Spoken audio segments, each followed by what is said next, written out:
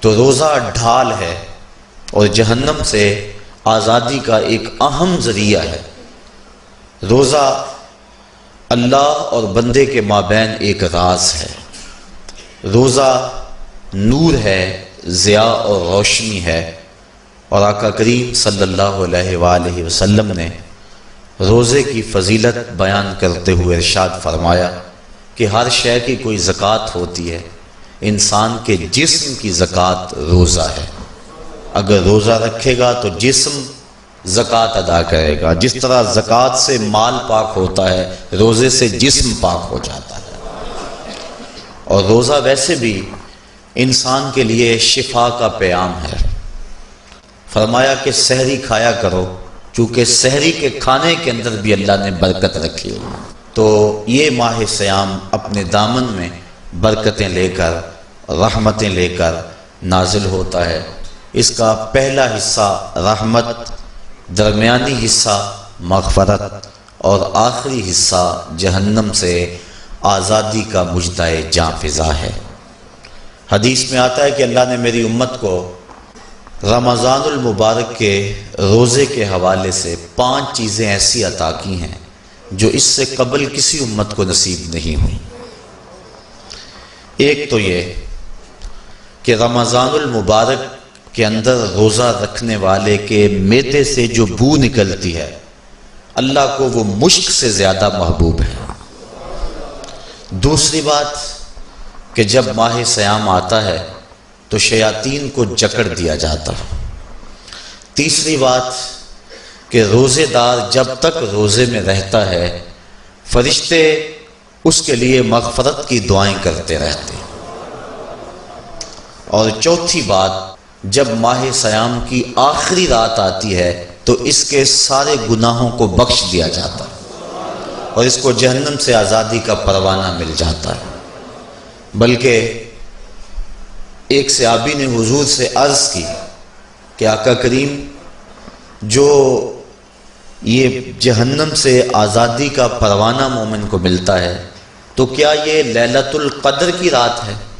تو آقا کریم نے فرمایا نہیں، جب مزدور اپنی مزدوری مکمل کرتا ہے، جب اس کی دہاڑی پوری ہو جاتی ہے تو پھر اس کو اس کا مالک کچھ دیتا ہے، تو یہ جو اس کو بخشش اور مغفرت کا مژدہ جاں فضا دیا جاتا ہے، یہ اس کی مزدوری ہے۔ اور فرمایا کہ جو لیلۃ القدر کی برکتیں اس کو حاصل ہوتی ہیں، یہ اس کے علاوہ ہیں۔ اور یہ اللہ تعالیٰ جل شانہ نے خاص کرم نوازی فرمائی بندہ مومن پر کہ اس کو یہ بابرکت رات عطا فرمائی۔ اور 5ویں فضیلت جو اس کو دی گئی، روزہ دار کو اور حضور سے قبل جو امتوں میں لوگ روزے رکھتے تھے، یہ فضیلتیں ان کو نہیں عطا کی گئی۔ جنت کو پورا مومن کے لیے آراستہ و پیراستہ کیا جاتا ہے۔ حضرت ابو ہریرہ رضی اللہ تعالی عنہ سے ایک روایت مروی ہے جس کو امام بخاری اور امام مسلم نے روایت کیا کہ آقا کریم علیہ السلام نے ارشاد فرمایا، قال اللہ عز وجل، اللہ جل شانہ ارشاد فرماتا ہے، کل عمل ابن آدم لہو، ابن آدم کا ہر عمل اسی کے لیے ہے، الا الصوم فانہ لی، ہاں مگر روزہ ہے جو وہ میرے لیے رکھتا ہے، وانا اجزی بہ، اور اس کی جزا میں اسے دوں گا، والصیام جنۃ، اور صیام روزہ ڈھال ہے، فاذا کان یوم صوم احدکم فلا یرفث ولا یصخب، فَإِن صَابَّهُ أَحَدٌ أَوْ قَاتَلَهُ فَلْيَقُلْ إِنِّي صَائِمٌ إِنِّي صَائِمٌ وَالَّذِي نَفْسُ مُحَمَّدٍ بِيَدِهِ لَخُلُوفُ فَمِ الصَّائِمِ أَطْيَبُ عِندَ اللَّهِ مِن رِّيحِ الْمِسْكِ لِلصَّائِمِ فَرْحَتَانِ يَفْرَحُهُمَا إِذَا أَفْطَرَ فَرِحَ بِفِطْرِهِ وَإِذَا لَقِيَ رَبَّهُ فَرِحَ بِصَوْمِهِ۔ تو فرمایا کہ جب کوئی شخص روزہ رکھتا ہے تو اس کا یہ عمل اللہ کے لیے ہے اور اللہ تعالیٰ اس کی جزا دے گا۔ روزہ ڈھال ہے، جب کوئی شخص روزہ رکھے تو وہ اس کے اندر کوئی اللہ کی نافرمانی نہ کرے، یہاں تک کہ اگر اس کو کوئی شخص گالی بھی دے تو وہ یہ کہے کہ میرا روزہ ہے، میں صائم ہوں، میں نے روزہ رکھا ہوا ہے، یہ کہہ کے لڑنے والے کو، الجھنے والے کو ٹال دے۔ حضور نے ارشاد فرمایا مجھے قسم ہے اس رب کی جس کے قبضے میں محمد کی جان ہے کہ روزہ دار کے معدے سے جو بو نکلتی ہے اللہ کو وہ مسک یعنی کستوری کی خوشبو سے زیادہ محبوب ہے۔ اور روزہ دار کے لیے دو خوشیاں ہیں، ایک خوشی اس کو اس وقت ملتی ہے جب وہ روزہ افطار کرتا ہے، اور دوسری خوشی اس کو اس وقت ملتی ہے جب اس روزے کے صلے میں اسے اپنے رب کا دیدار نصیب ہوگا۔ یہ بات ذہن میں رکھیں کہ اس دنیا پر سب سے بڑی دولت جو حضرت انسان کو دی گئی ہے وہ دولت ایمان ہے، اور قیامت کے دن سب سے بڑی دولت جو اہل ایمان کو دی جائے گی وہ اللہ تعالیٰ کا دیدار ہوگا۔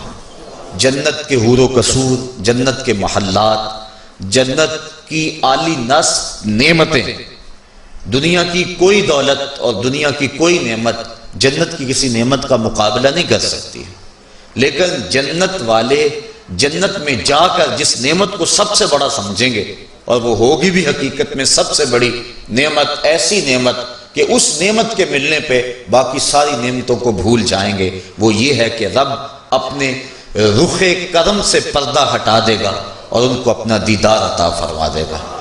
تو یہ سب سے بڑی دولت جو مومن کو آخرت میں نصیب ہوگی یہ روزے کے صلے میں نصیب ہوگی، یہ روزے کا وہ ثمر ہے، یہ روزے کا وہ پھل ہے جو اللہ اہل ایمان کو قیامت کے دن عطا فرمائے گا۔ عاجزی بہی کا معنی ہے کہ اس کی میں جزا دوں گا۔ ایک روایت میں آتا ہے کہ جو اعمال ہیں وہ 7 طرح کے ہیں۔ 2 اعمال ایسے ہیں کہ جو واجب کرتے ہیں، 2 اعمال ایسے ہیں کہ جن کی جزا ان کی مثل ہے، اور ایک عمل ایسا ہے کہ جس کی جزا 10 گنا ہے، اور ایک عمل ایسا ہے کہ جس کی جزا 700 گنا ہے، اور ایک عمل ایسا ہے جس کی جزا بے حساب ہے۔ فرمایا کہ وہ 2 عمل جو واجب کرتے ہیں وہ یہ کہ اگر کسی شخص نے اللہ کی عبادت کی اور اس کے ساتھ کسی کو شریک نہ ٹھہرایا تو وہ جنت کو یہ اعمال واجب کر دیتے ہیں، یعنی اس کو جنت کا ملنا لازم ہے، ضروری ہے، واجب ہے اس کے لیے۔ اور دوسرا وہ شخص جس نے اپنے رب کے حکموں کو توڑا یہاں تک کہ اس کے ساتھ کسی کو شریک ٹھہرایا، اس کے اوپر جہنم واجب ہے۔ اور 2 وہ عمل جن کی جزا ان کی مثل ملے گی، ایک وہ گناہ جو اس نے کیا تو اس کی سزا اس کی مثل دی جائے گی، اور دوسری وہ نیکی جو اس نے کی نہیں ہے لیکن اس کا عزم کیا تھا تو اس کو بھی ایک نیکی کا ثواب دے دیا جائے گا۔ ایک عمل وہ ہے جس کے بدلے کے اندر 10 گنا اس کو اجر دیا جاتا ہے، اور فرمایا اس سے اس کے نیک اعمال مراد ہیں۔ اور فرمایا کہ جو اس کا چھٹا عمل ہے وہ ایسا ہے جس کے بدلے کے اندر اس کو 700 گنا اجر دیا جاتا ہے، اور وہ راہ خدا میں اس کا صدقہ کرنا ہے۔ اور فرمایا ایک عمل ایسا ہے جس کی جزا کا دنیا پر کوئی حساب ہی نہیں ہے، اور وہ بندے کا اللہ کے حضور اپنے روزے کے ساتھ پیش ہونا ہے۔ تو روزہ ایک ایسا عمل ہے کہ جس کی جزا کا کوئی حساب ہی نہیں ہے، تو یہ اللہ کے علم میں ہے کہ وہ اپنے بندے کو کتنی اس کی جزا اور کتنا اس کا صلہ عطا فرما دیتا ہے۔ تو یہ اجر ہے نیکی کا۔ اور آقا کریم علیہ السلام نے ارشاد فرمایا روزہ ڈھال ہے اور جہنم سے بچنے کا ایک مضبوط قلعہ ہے۔ روزے کے من جملہ ثمرات میں سے ایک ثمرہ مرتبہ احسان کا حاصل ہونا ہے۔ مرتبہ احسان کیا ہے؟ اس پہ حدیث جبریل میں آپ کے سامنے رکھنا چاہوں گا، جس کو امام بخاری نے اور دیگر ائمہ احادیث نے ذکر کیا ہے۔ مسجد نبوی کا ماحول تھا، مدینہ شریف کی فضائیں تھیں، صحابہ حضور کی صحبت میں جلوہ فراز تھے، نور بٹ رہا تھا، اجالے اتر رہے تھے، صحابہ کے من روشنی سے مالا مال تھے کہ حضرت عمر فاروق رضی اللہ تعالی عنہ فرماتے ہیں کہ ایک شخص آیا جس کی گھنی سیاہ داڑھی تھی اور اس کا سفید لباس تھا، ہم میں سے اسے کوئی جانتا بھی نہیں تھا، لیکن اپنے وجود کی تر و تازگی کی وجہ سے وہ مسافر بھی دکھائی نہیں دیتا تھا۔ چونکہ مسافر ہوتا تو آثار سفر اس کے بدن سے ظاہر ہوتے، لگتا تھا جس طرح یہی کسی گلی سے نکل کے آیا ہے، لیکن چونکہ وہ وہاں کا رہنے والا نہیں تھا، ہم میں سے اسے کوئی پہچانتا بھی نہیں تھا۔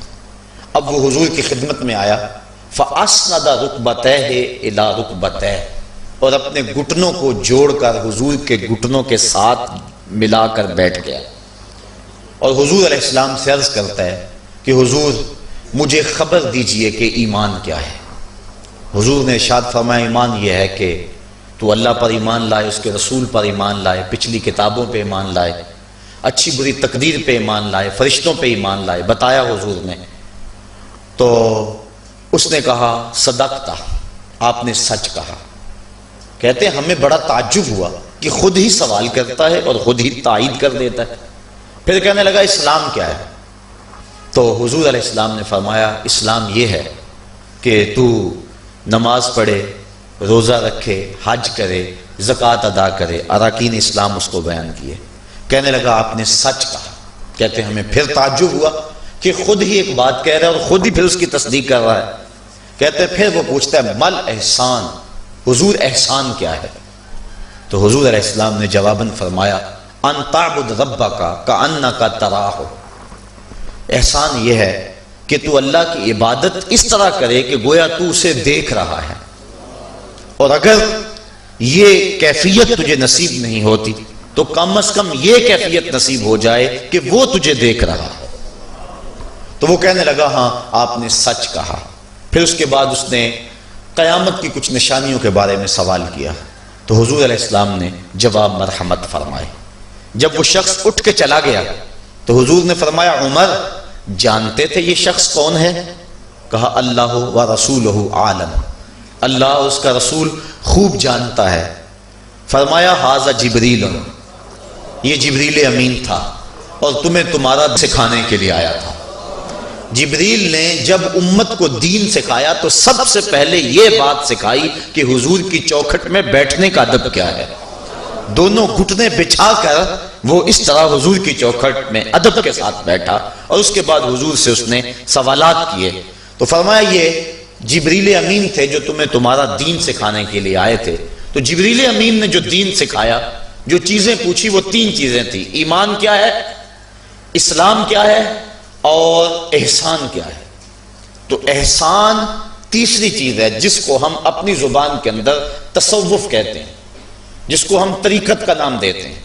تو اس کو درجہ احسان یا مرتبہ احسان کہا جاتا ہے، اور یہ دین کی روح ہے۔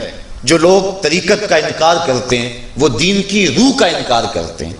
تو حضور علیہ السلام نے جو طریقت بیان فرمائی وہ یہ تھی کہ اللہ کی عبادت تو اس طرح کرے کہ جس طرح تو اسے دیکھتا ہے۔ اگر یہ کیفیت مل جائے تو سبحان اللہ، لیکن اگر یہ کیفیت نہیں ملی تو کم از کم یہ کیفیت تو ملے کہ وہ مجھے دیکھ رہا ہے، اور اگر یہ کیفیت بھی مل جائے کہ وہ مجھے دیکھ رہا ہے تو بتائیے کہ پھر انسان کی زندگی میں کتنا سرور آ جائے گا کہ جب وہ نماز کے لیے کھڑا ہو تو اس تصور میں ڈوب جائے کہ میرا مالک تو مجھے دیکھ رہا ہے، تو پھر نماز کا کتنا سرور آ جائے گا اس کو۔ اور جب وہ کوئی اور نیک عمل کر رہا ہو تو اس تصور میں ڈوب جائے کہ میرا مالک میرے اوپر نگاہ لطف فرما رہا ہے، تو پھر اس کی کیفیت کا عالم کیا ہوگا۔ تو پہلی کیفیت کہ تو اسے دیکھ رہا ہے۔ حضرت علی المرتضیٰ رضی اللہ تعالی عنہ سے کسی نے پوچھا جس رب کی عبادت کرتے ہو کیا اس کو کبھی دیکھا بھی ہے؟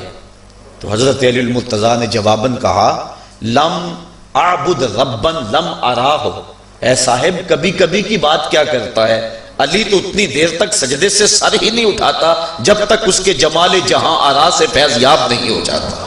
حضرت داتا گنج بخش علی حجویری علیہ رحمہ کشف الماجوب کے اندر ایک حدیث نقل کرتے ہیں کہ حضور علیہ السلام نے ارشاد فرمایا کہ فاقہ کشی اختیار کرو اور بھوک اور پیاس برداشت کرو، ممکن ہے کہ اس دنیا کے اندر تم اپنے دل کی آنکھوں سے اپنے رب کا مشاہدہ کرو۔